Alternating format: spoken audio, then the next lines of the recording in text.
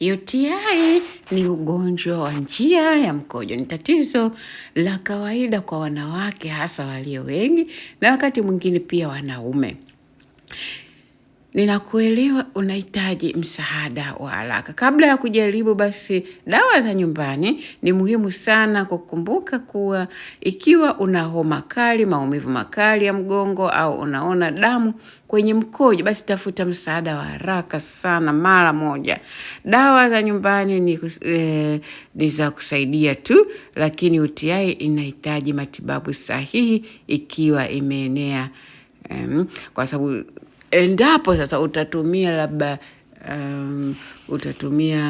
endapo utapima alafu ukaenda hospitali, basi unaweza ukatibiwa kwa kutumia dawa za hospitali ya antibiotic. Lakini endapo utaona kila mara unatumia dawa ya antibiotic lakini basi haupondo, sasa ndio unajaribu hili alternative hii hapa ambayo ndio ninayokuelezea leo. Sasa hapa kuna sababu. Sasa kabla tujaingia katika dawa hizo, kwanza tuangalie kwa sababu gani wewe una UTI na njia mbadala, njia 6 za asili ambazo unaweza kujaribu ukiwa nyumbani.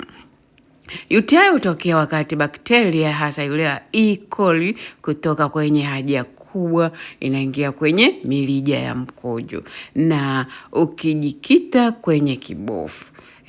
Hii hutokea kwa sababu kukaa kwenye nguo chafu, au bakteria wanakaa katika nguo chafu na nguo za ndani ambazo zisizopitisha hewa ya kutosha. Lakini basi unapoenda kujisaidia, jinsi namna gani unapojisaidia haja kubwa, kama unatoka nyuma kwenda mbele, kuchelewesha kwenda haja ndogo, kushikilia mkojo wa muda mrefu, pia hii hapa inasababisha UTI. Kunywa maji machache, kunywa maji kidogo au kutokunywa maji muda mrefu, basi hii pia inasababisha hili tatizo. Lakini pia kutokufanya usafi, basi hasa kwa wale watu wa ndoa. Lakini dawa mbadala ambayo ni tiba kubwa, hasa hizi ambazo hizi sio dawa kama nilivyokuambia hapo mwanzo. Hizi sio dawa za kuua bakteria moja kwa moja, lakini zinasaidia kuzuia bakteria kushikamana na kupunguza walau maumivu. Njia ya kwanza, maji ya kunywa. Maji ya kunywa sio dawa, lakini ni namba 1. Kazi kubwa hasa husaidia kusukuma bakteria nje ya kibofu. Unapokosa maji, bakteria hao hukaa kwenye kibofu na kuzidiana au kuzaliana. Lakini pia jinsi ya kutumia namna ya kujisafisha,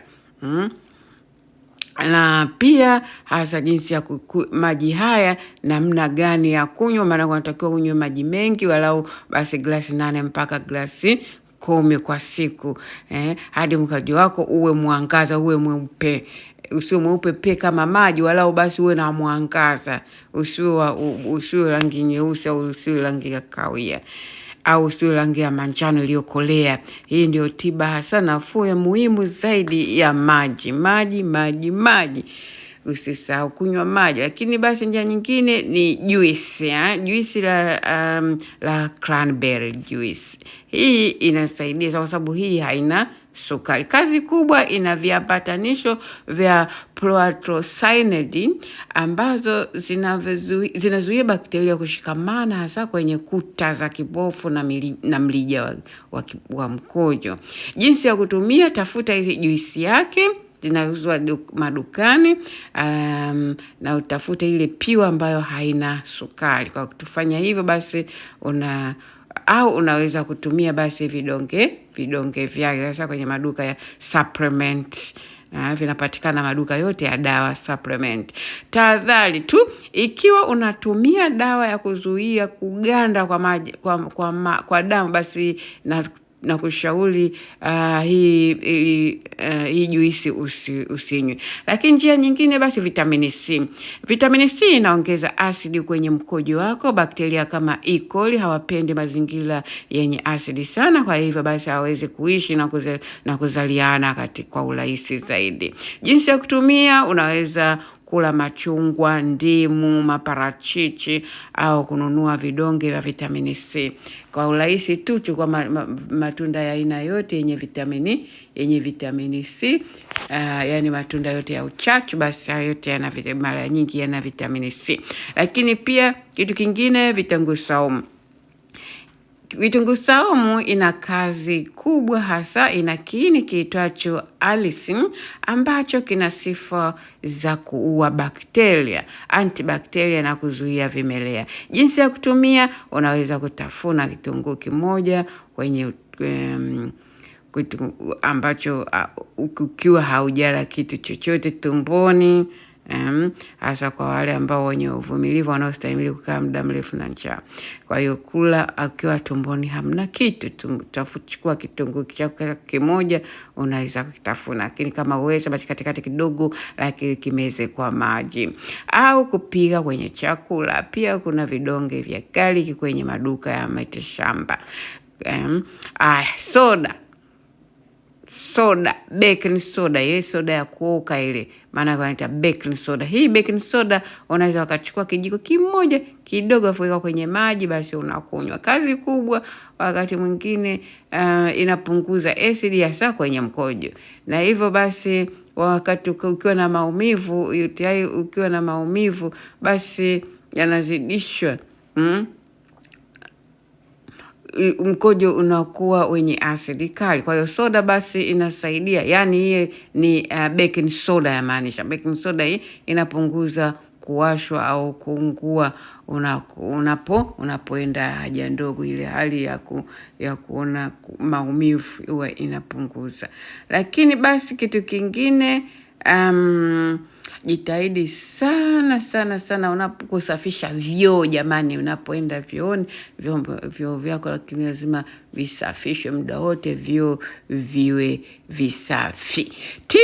Tiba hizi za asili zinafaa kwa dalili tu za mwanzo, lakini nenda hospitali mara moja ikiwa unahisi hivi vitu vifuatavyo: ikiwa una homa au baridi, ukiwa una maumivu makali mgongoni au bavuni, maana inaitwa frank pain, una kichefuchefu au kutapika, unaona damu kwenye mkojo. Dalili ukiziona dalili siku moja siku mbili hazipungui, na mara moja unatakiwa kwenda hospitali. Na kumbuka kwamba dalili kubwa sana unaziona za UTI mara nyingi kibofu kuuma, yani chini ya kinena kuuma, kupata maumivu makali sana kwenye kinena mara zote. Kwa hapa hiyo ndio dalili kubwa sana. Lakini pia dalili nyingi lazima ukapime. Dawa za UTI hizi dawa hakikisha usitumie endapo wewe endapo kama unajihisi kichefuchefu au dalili za homa kali, kwa unashauriwa moja kwa moja haina haja kutumia hizi dawa za asili. So jitahidi sana kunywa maji ya kutosha, na jitahidi sana kuvaa nguo za ndani za cotton. Lakini unapoenda chooni basi jitahidi sana kujisafisha kutoka mbele kwenda nyuma, hasa kwa wale watoto wa kike. Asanteni sana. Na kitu kingine tena, usikae muda mrefu kukubana mkojo. Ukiwa una shida, ukihisi haja kubwa, nenda mara moja, lakini usiubane. Lakini pia kitu kingine kikubwa, unapoenda kuoga au kwenye kuogelea, hakikisha maji yasiwe na sabuni. Oga, jisafishe kwa maji ambayo hayana kitu chochote. Sabuni kali, vipodozi na mapovu yote ya kuogelea vinaweza kuwasha eneo hilo la chini, ambao na unaweza ukavuruga kabisa bakteria wale wazuri na kufanya kuwa makao ya bakteria wabaya na kufanya sasa kusababisha kusababisha UTI. Na hii basi inawapa nafasi bakteria wabaya kushambulia zaidi. Ndio maana hautaki kabisa kutumia sabuni huko chini. Basi asante sana kwa kunisikiliza. Nikutakia afya njema. Kama bado hujasubscribe katika channel yetu, basi usahau kusubscribe. Asante sana, wapenda sana na Mungu awabariki sana. Bye bye. UTI ni ugonjwa wa njia ya mkojo. Ni tatizo la kawaida kwa wanawake, hasa walio wengi, na wakati mwingine pia wanaume. Ninakuelewa unahitaji msaada wa haraka. Kabla ya kujaribu basi dawa za nyumbani, ni muhimu sana kukumbuka kuwa ikiwa una homa kali, maumivu makali ya mgongo au unaona damu kwenye mkojo, basi tafuta msaada wa haraka sana mara moja.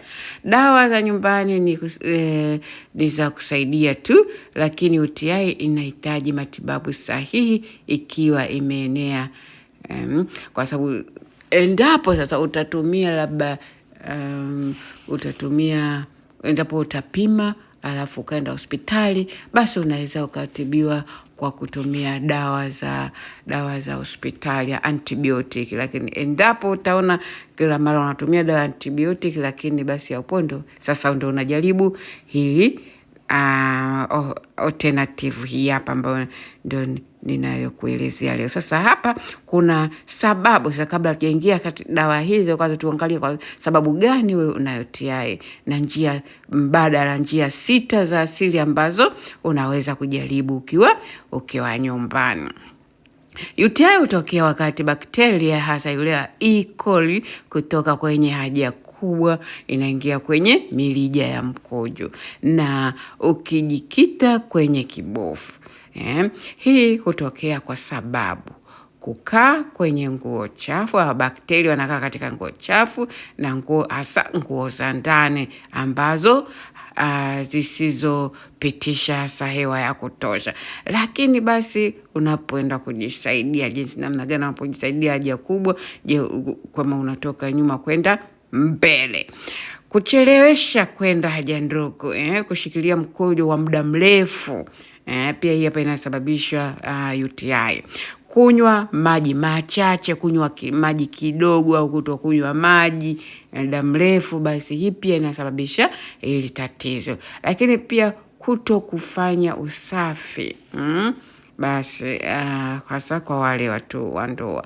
Lakini dawa mbadala ambayo ni tiba kubwa, hasa hizi ambazo hizi sio dawa kama nilivyokuambia hapo mwanzo. Hizi sio dawa za kuua bakteria moja kwa moja, lakini zinasaidia kuzuia bakteria kushikamana na kupunguza walau maumivu. Njia ya kwanza, maji ya kunywa. Maji ya kunywa sio dawa, lakini ni namba 1. Kazi kubwa hasa husaidia kusukuma bakteria nje ya kibofu. Unapokosa maji, bakteria hao hukaa kwenye kibofu na kuzidiana au kuzaliana.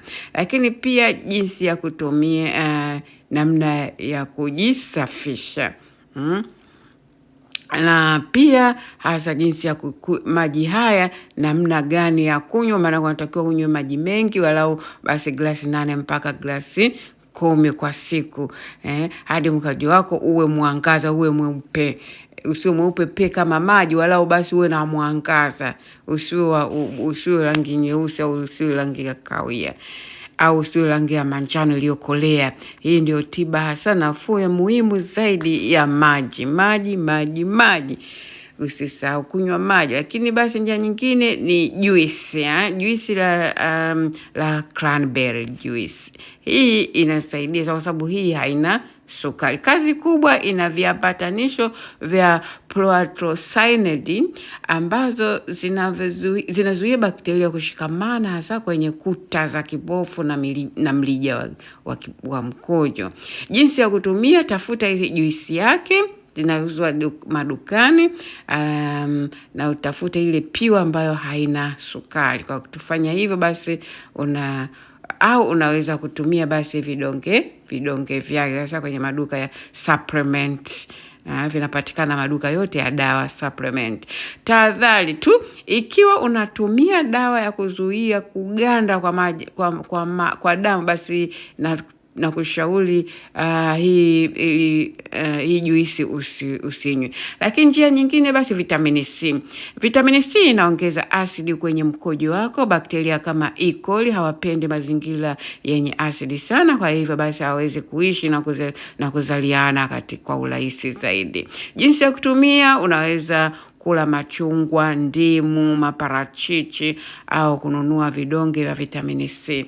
Kwa urahisi tu chukua matunda ya aina yote yenye vitamini C, yani matunda yote ya uchachu, basi yote mara nyingi yana vitamini C. Lakini pia kitu kingine, vitunguu saumu. Vitunguu saumu ina kazi kubwa, hasa ina kiini kiitwacho allicin ambacho kina sifa za kuua bakteria, antibakteria na kuzuia vimelea. Jinsi ya kutumia, unaweza kutafuna kitunguu kimoja kwenye ambacho ukiwa haujala kitu chochote tumboni, hasa kwa wale ambao wenye uvumilivu wanaostahimili kukaa muda mrefu na njaa. Kwa hiyo kula akiwa tumboni hamna kitu, utachukua kitunguu chako kimoja unaweza kutafuna, lakini kama uweza basi katikati kidogo, lakini kimeze kwa maji au kupiga kwenye chakula. Pia kuna vidonge vya garlic kwenye maduka ya mitishamba. Soda, baking soda, ile soda ya kuoka ile, maana wanaita baking soda. Hii baking soda unaweza ukachukua kijiko kimoja kidogo kuweka kwenye maji, basi unakunywa. Kazi kubwa wakati mwingine inapunguza acid hasa kwenye mkojo. Na hivyo basi wakati ukiwa na maumivu, UTI ukiwa na maumivu, basi yanazidishwa mkojo unakuwa wenye asidi kali. Kwa hiyo soda basi inasaidia, yani hii ni baking soda ya maanisha. Baking soda hii inapunguza kuwashwa au kuungua unapoenda haja ndogo, ile hali ya kuona maumivu huwa inapunguza. Lakini basi kitu kingine, jitahidi sana unaposafisha vyoo jamani, unapoenda vyooni, vyoo vyako lakini lazima visafishwe muda wote, vyoo viwe visafi. Tiba hizi za asili zinafaa kwa dalili tu za mwanzo, lakini nenda hospitali mara moja ukiwa unahisi hivi vitu vifuatavyo. Ikiwa una homa au baridi, ukiwa una maumivu makali mgongoni au bavuni, inaitwa frank pain, una kichefuchefu au kutapika, unaona damu kwenye mkojo, dalili ukiziona dalili siku moja siku mbili hazipungui, na mara moja unatakiwa kwenda hospitali.